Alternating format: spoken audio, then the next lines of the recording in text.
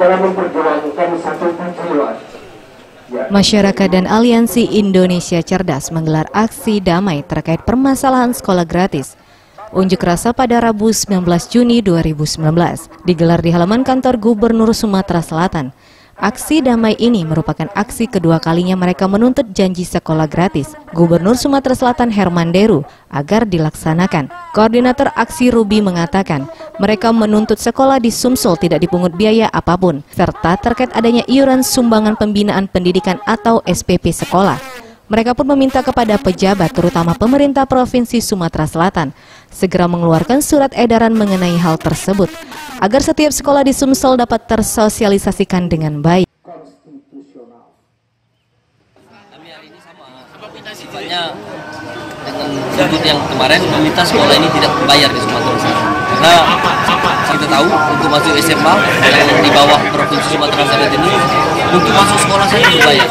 Dan hari ini sekolah juga menarik SPP. Jadi kami prihatin hari ini karena Sumatera Selatan yang terkenal kaya ini sekolah saja mesti berbayar. Tapi hari ini kami sedikit puas karena katanya sudah ada surat edaran, tapi kami meyakini surat edaran itu belum datang. Karena beliau menyatakan surat edaran itu sebelum puasa, tapi belum jalan. Tapi hari ini kami nunggu.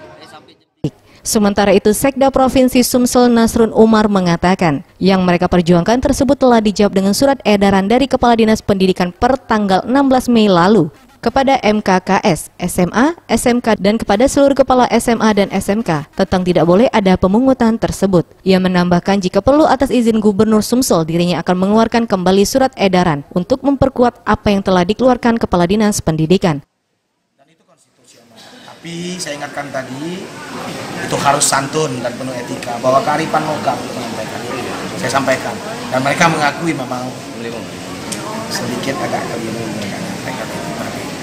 Yang mereka perjuangkan sebetulnya sudah kita jawab dengan surat edaran dari Kepala Dinas Pendidikan per tanggal 16 Mei yang lalu kepada MKKS, SMA, SMK, kepada seluruh kepala SMA dan SMK tentang bahwa tidak boleh diadakan pemungutan terhadap itu. Dan penyelenggaraan tahun 2019 pendidikan dilakukan melalui dana BOS dan regulasi. Clear. Hanya saja apakah ini belum tersosialisasi kepada mereka? Ini yang menjadi persoalan.